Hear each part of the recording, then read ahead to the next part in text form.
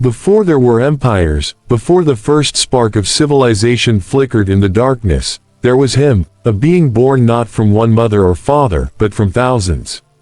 In the hidden age before recorded time, on a cradle world called Terra, the shamans of ancient humanity saw the growing shadow of chaos stirring beyond the veil of reality. They foresaw a future drowned in madness, a tide of nightmares that would consume the souls of men for eternity. And so, in a final desperate act, they gathered together and died. Their deaths were no ordinary sacrifice. Each shaman's soul, pure, luminous, heavy with wisdom, merged into one immortal being. In that moment, a child was born. A child who would never truly be human. A child who would remember everything. He was born in silence, his eyes already open, seeing not the room around him but the endless strands of time stretching forward and backward. He was the sum of humanity's ancient memory, a mind vast beyond comprehension, and a soul strong enough to defy death itself. He did not speak, for he did not need to. Even as a child, he knew his purpose. He would guide humanity, protect it, shape it, no matter the cost. As millennia passed, the child became a man, and then something far beyond a man. He walked among mortals, hidden and patient. Kingdoms rose and fell, empires burned to ash, languages were born and forgotten. Yet he endured, always watching, always learning, always building towards something only he could see.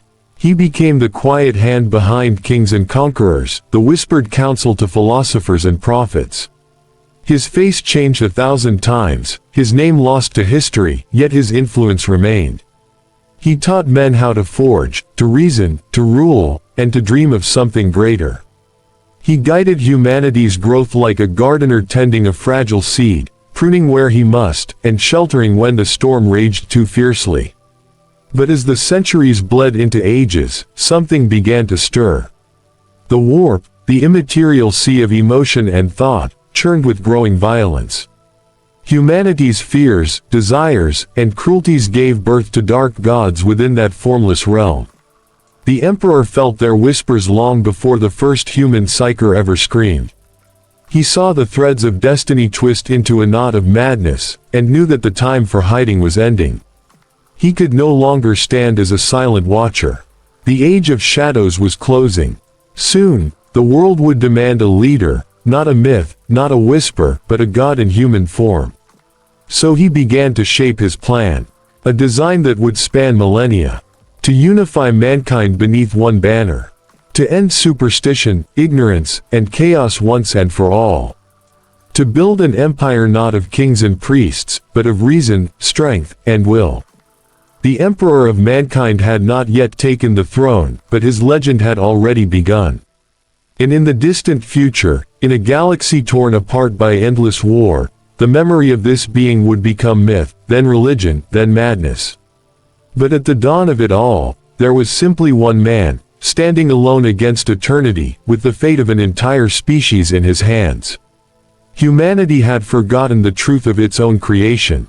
The fires of progress had long turned to ashes. The world that was once Terra, cradle of humankind, had fallen into ruin. Cities lay shattered beneath nuclear dust. Tribes fought over the bones of fallen nations. The skies were black with radiation, and the very oceans boiled with poison. This was the age of strife, an age where the dream of humanity had collapsed into nightmare. Warp storms tore through the void, cutting world from world, and the madness of psykers erupted unchecked across the stars.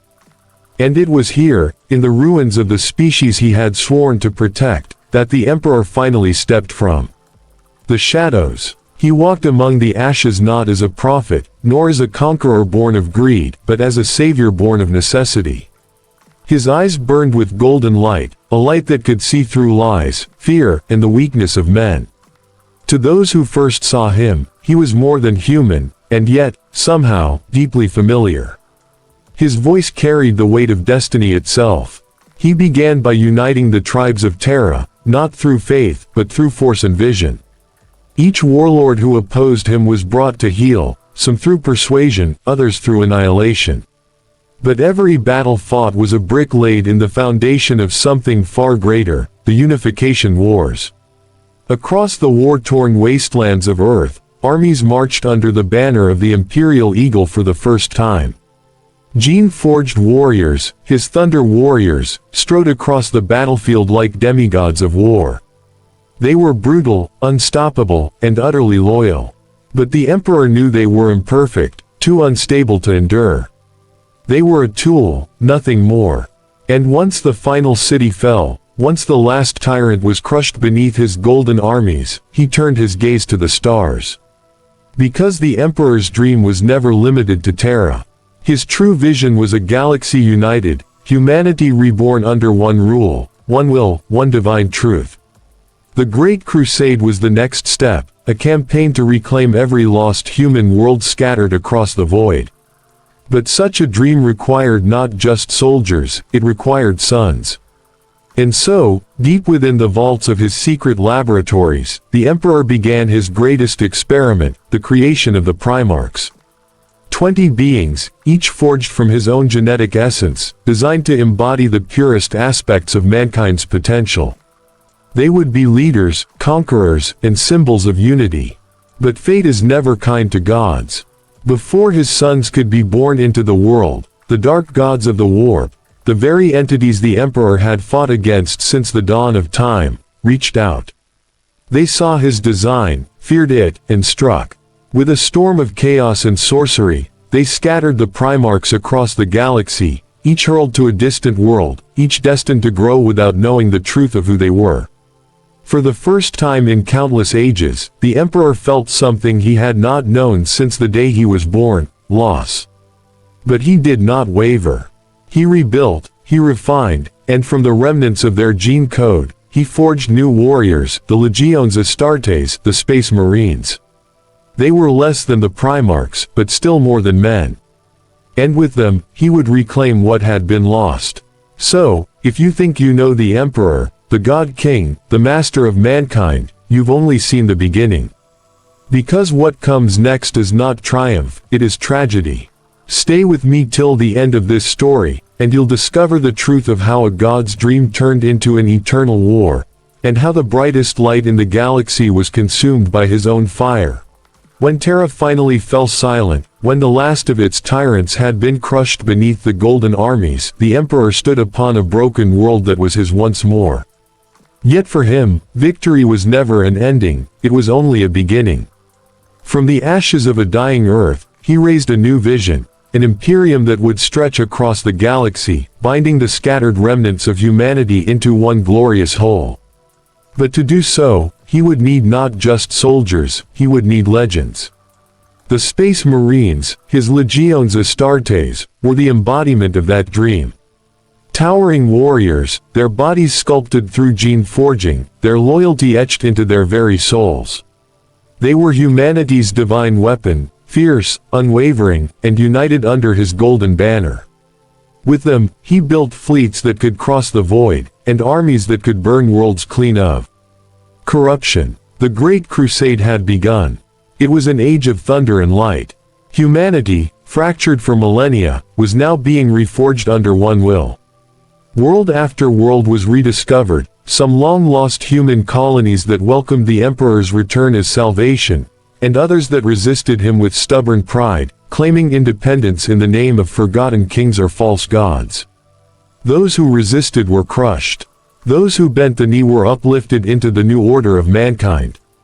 But there was something more profound at play than conquest. The Emperor was searching. He was looking for the 20 sons that had been stolen from him, the Primarchs, scattered by the warp across 1,000,000 suns. One by one, he found them. Each reunion was a moment of myth, the father and the son, each carved by destiny into something both noble and tragic. There was Leman Russ, the Wolf of Fenris, fierce and loyal beyond measure. Rogel Dorn, the unyielding wall of Terra. Sanguinius, the angelic warrior whose grace was matched only by his courage. Ferrus Manus, the iron-handed builder. Guilliman, the statesman and visionary. And so many others, each a reflection of the Emperor's design, yet each shaped by the worlds that raised them. But not all the Primarchs were simple allies. Some bore within them the seeds of pride, resentment, and ambition. Angron, torn from his world of gladiators, carried the rage of a slave. Perturabo, the master of siegecraft, hid a heart of bitterness. Fulgrim, the perfectionist, hungered for beauty even in the face of death. And above all, Horus Heresy, the most beloved, the most trusted, stood as the Emperor's greatest creation. His first found son, his warmaster. Together, father and sons carved their way through the stars. They reunited lost worlds, destroyed alien empires, and built monuments of light in the dark sea of space. The galaxy bent beneath their march. Humanity began to believe again, not in gods, for the Emperor forbade such things, but in itself. In the promise of reason, unity, and progress. And yet, even as the Imperium grew, a shadow deepened. For every world liberated, there was another enslaved. For every voice that praised the Emperor, another cursed his name. And within the warp, the dark gods watched. They saw in Horus and his brothers the perfect tools to strike where even gods could bleed, not through battle, but through pride, doubt, and love twisted into hatred. The Emperor, blind in his purpose, believed he could silence the warp forever, that reason could conquer madness. But the galaxy was not a machine to be ordered. It was alive, and it would fight back. The Great Crusade was the Emperor's greatest triumph, and the beginning of his downfall. Because soon, the sun he trusted most would rise against him, and the dream of mankind would drown in fire. For years, the galaxy burned with the light of conquest. Under the banner of the Imperial Aquila, the Great Crusade marched ever forward, and humanity seemed unstoppable. Countless worlds fell into the embrace of the Imperium. The Emperor's dream was taking shape, order from chaos, reason from superstition, unity from the ashes of division. But no empire, not even one born from a god's will, can stand forever without cracks. And the first fracture did not come from without, but from within. The Emperor, having reunited most of his sons, turned his focus inward, to his secret project upon Terra. In the depths beneath his palace, he toiled in silence, crafting something beyond comprehension. His loyal sons were told only that it was a work of ultimate importance, the Webway project, a doorway to a future free from the warp's corruption. But to his Primarchs, it looked like abandonment. Their father, who had once led them across the stars, now hid behind walls in silence. So, he left the Great Crusade in the hands of his most trusted son, Horus Heresy, the Warmaster. Horus was everything a leader should be, charismatic, wise, fierce, and adored by his brothers. He was the Emperor's mirror in every way that mattered. But that love, that trust, would soon become the weapon the gods of chaos would use to destroy everything. It began slowly, almost imperceptibly, a whisper in the void, a flicker of doubt in the mind of a man who had never doubted before. During the campaign on the world of Davin, Horus was struck down by a mysterious weapon, his body failing, his life slipping away. As he lay between death and eternity, the agents of the dark gods came to him. They showed him visions, not lies, but twisted truths. They told him the Emperor sought to ascend beyond humanity, to become a god, leaving his sons behind as tools and relics. They showed him the future, the Imperium not as a beacon of reason, but as a tyranny of blind faith. They offered him power, not servitude. Freedom, not obedience. And in his wounded pride and fear of betrayal, Horus listened. When he rose again, healed by forbidden rites, the Warmaster was changed. The man who had once carried his father's dream now carried his own, a vision forged in bitterness and corrupted by chaos. At first, his rebellion was hidden beneath layers of loyalty. He spoke of reform, of independence, of freedom from the Emperor's control. Some brothers questioned him, but others, resentful, prideful, or envious, began to follow his voice. Among them, Fulgrim, seduced by perfection, Perturabo, bitter with neglect, Angron, consumed by rage, Mortarion, hating the Emperor's hypocrisy, and Lorgar, whose faith in the Emperor had already twisted into worship of darker gods. Together, they formed the seed of something monstrous, the Horus Heresy, a betrayal that would shatter everything mankind had built. As Horus gathered his secret allies, the warp itself began to boil. The gods of chaos watched with delight. The Emperor's greatest creation was becoming his greatest enemy, and every act of loyalty would soon be turned into a weapon of treachery.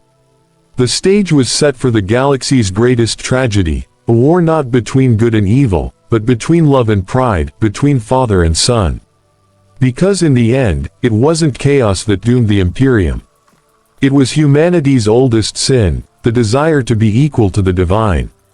When the Warmaster Horus turned against his father, the galaxy did not shatter all at once. The betrayal began as a shadow, slow, silent, and patient. Few could imagine that the greatest hero of the Imperium would become its executioner.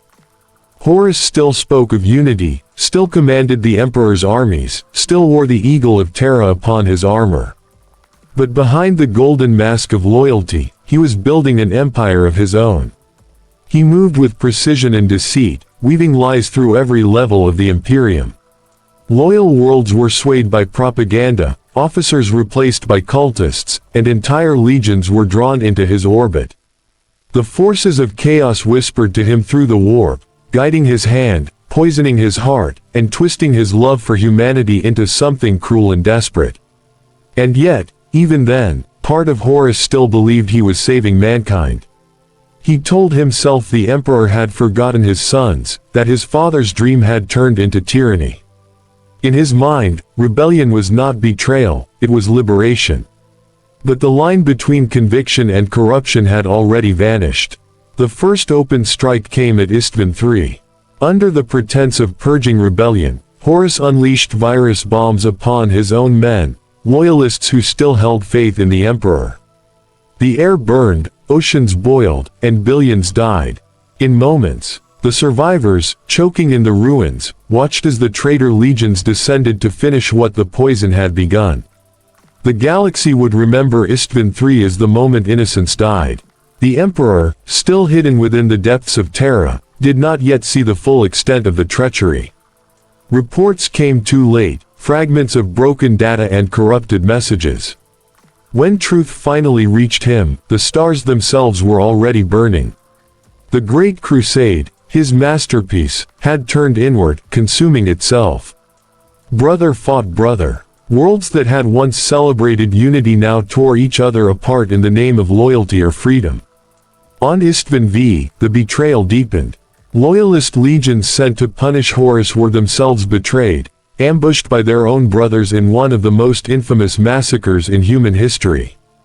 It was the death of trust, the death of honor, the death of everything the Imperium had ever claimed to stand for. The Loyalists were wiped out, their blood soaking the black sands as Horus declared open war against his father. Now, there was no more pretense. The Horus Heresy had begun. Across the stars, 9 Primarchs raised their banners in rebellion, and 9 stood loyal beside the Emperor. The galaxy became a battlefield of gods. Every victory carved deeper wounds into the soul of mankind. Titans clashed, fleets burned, and worlds were ground to dust beneath the weight of war. But amid the chaos, the Emperor's silence became a wound of its own. His loyal sons could not understand why he did not come to lead them. Why he remained on Terra, locked away in his hidden vaults, working on his mysterious project while the galaxy collapsed. They did not know he was racing against time, not just to win the war, but to save the very soul of humanity. The Emperor was fighting on a battlefield no mortal could see, the warp itself. Every act of rebellion, every death, every whisper of despair fed the chaos gods. To strike them directly was to risk annihilation. But to do nothing was to let them consume reality itself. And so, as Horus's armies spread across the stars, the Emperor prepared for the inevitable, that his sons would one day march upon Terra itself. The father and the son, once united in a dream of peace, were now bound to meet again, not in love, but in war. And when they did, the galaxy would never recover.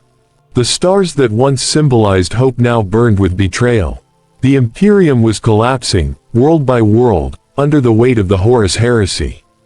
Horus's rebellion had spread like a plague, and the loyal sons of the Emperor were scattered, bleeding, and desperate. The dream of unity was gone. In its place, only vengeance and sorrow remained. And then, after 7 long years of fire and madness, the inevitable came to pass. Horus turned his gaze toward Terra. The Warmaster's armadas descended upon the Sol system like a living storm. 1 billion ships sailed through the warp, their hulls painted in the blood of worlds. Traitor legions, demon engines, corrupted titans, all gathered for the final war. The Emperor's palace, once a monument to reason and light, now stood as the last fortress of humanity. But Terra was not undefended. The Emperor's loyal sons had returned. Rogel Dorn, master of fortification, commanded the defenses of the imperial palace. Sanguinius, the angelic Primarch, had come from the stars, his golden wings a symbol of hope amid despair. Jagatai Khan, Leman Russ, and many others still fought in the void, buying every second of time with blood and sacrifice. The siege of Terra began not with a single battle, but with a symphony of destruction. The skies turned black with burning ships. Orbital fortresses fell one by one, shattered by traitor fleets. The ground shook as bombardments rained upon the cradle of mankind. The walls of the imperial palace groaned under relentless fire, and the very air became poison. For months, the loyalists held the line. They fought not for victory, but for survival. Every street became a tomb. Every corridor a last stand. They fought for a dream that had already died, and for a father who had not yet spoken. But within the palace, the Emperor was not idle. He knew what awaited him. He had foreseen the battle that would end all others. Deep within the throne room, surrounded by silent custodians, he prepared not just for war, but for destiny. The Webway project, the dream of a human future free from chaos, lay in ruins. The gods had won that battle. There was only one thing left to fight for now, the survival of humanity itself. Then came the moment that would echo through eternity. Horus, in his pride, did not wait for Terra to fall. He opened the defenses of his flagship, the vengeful spirit, daring his father to come. It was an act of arrogance, or perhaps love twisted into hatred. For in his heart, Horus wanted his father to face him. He wanted to prove that he was right. And the Emperor, knowing the cost, accepted the challenge. He gathered his most trusted sons, Sanguinius and Rogel Dorn. Together, they boarded the Warmaster's ship. But the warp had already claimed it. The corridors were nightmares made flesh, twisted into demonic forms. Blood ran like rivers through the decks, and the walls whispered with the voices of the damned. There, in the heart of the storm, the final act of the heresy began. Sanguinius, the angel, reached Horus first. He begged his brother to stop, to remember who he once was. But Horus, now fully possessed by chaos, struck him down. The angel fell, his lifeblood staining the deck of the vengeful spirit, his final breath a whisper of forgiveness. When the Emperor found them, it was already too late. His beloved son lay dead. His greatest creation stood before him, corrupted beyond redemption. The air trembled with power. The warp itself seemed to hold its breath. Father and son faced one another, not as gods or monsters, but as the two halves of humanity's soul. One believed in order, the other in freedom. One sought to save mankind from itself, the other sought to free it from the chains of divinity. And in that final confrontation, the fate of all creation would be decided. The throne room aboard the vengeful spirit was a vision of hell. Reality and the warp had become one, a storm of madness, light, and shadow twisting through impossible shapes. The floor rippled like liquid glass. The walls pulsed like veins. And in the center of it all stood two beings who had once been father and son. Horus, the Warmaster, the favored child, the brightest of them all, now burned with a terrible radiance. The Chaos Gods had given him everything they could offer, power beyond comprehension, the strength to shatter worlds, and the arrogance to believe himself their master. His armor shimmered with demonic life, His eyes were black suns, and his voice carried the weight of every scream in the galaxy. The Emperor faced him in silence. Around him lay the broken remnants of his custodians, the bodies of heroes who had followed him into the heart of hell. Behind him, the psychic echo of Sanguinius's death still lingered, a wound that would never heal. Yet the Emperor's eyes held no rage, no hate, only sorrow. Horus smiled. It was not the smile of a conqueror, but of a son who believed he had already won. "You created me to lead mankind," he said. "But you never trusted me to rule it." The Emperor's voice was quiet, almost human. "You were never meant to rule, Horus. None of us were, not even me." But the gods within Horus whispered lies, filling the silence with venom. They showed him every betrayal, every secret, every hidden fear. They twisted the Emperor's purpose into tyranny, his love into deceit. And Horus believed them. The duel began. There are no words that can truly describe what followed, for it was not merely a battle of blade and power, but of souls. Each strike tore holes through reality. Each wound screamed across the warp. The stars themselves seemed to tremble as father and son clashed, one fighting for humanity's survival, the other for its damnation. The Emperor fought not with fury, but with restraint. Even as Horus struck him down again and again, he held back. Deep inside, he still loved his son. He believed he could save him, that there was still light beneath the darkness. But mercy is a weakness the gods do not allow. Horus saw hesitation, and he exploited it. His weapon shattered the Emperor's armor. Lightning and blood burst from the wounds. The master of mankind fell to one knee, broken, dying. The War Master raised his talon for the final blow. And then, something changed. A lone Imperial Guard officer, a nameless mortal, stepped into the storm. A man of no consequence, armed with nothing but courage. He charged Horus, knowing he could not win, knowing he would die. The War Master turned and obliterated him with a single gesture. But in that instant, the Emperor saw the truth. The gods of chaos had consumed everything Horus once was. There was no redemption left. Only ruin. The Emperor rose. Power unlike anything the galaxy had ever known erupted from him, pure, blinding, terrible light. It burned through the warp, silencing the laughter of demons. For one eternal moment, the Emperor unleashed the full force of his divinity. The universe itself seemed to scream as he struck. Horus, the greatest of his sons, the brightest of his creations, was utterly destroyed, body, soul, and essence erased from existence. The chaos gods recoiled, their champion annihilated. And then, the light faded.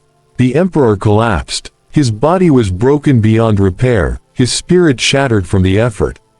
Rogel Dorn arrived moments too late, finding only ashes, ruin, and a dying god lying beside the corpse of his fallen son. With his last strength, the Emperor spoke. His words were faint, yet eternal.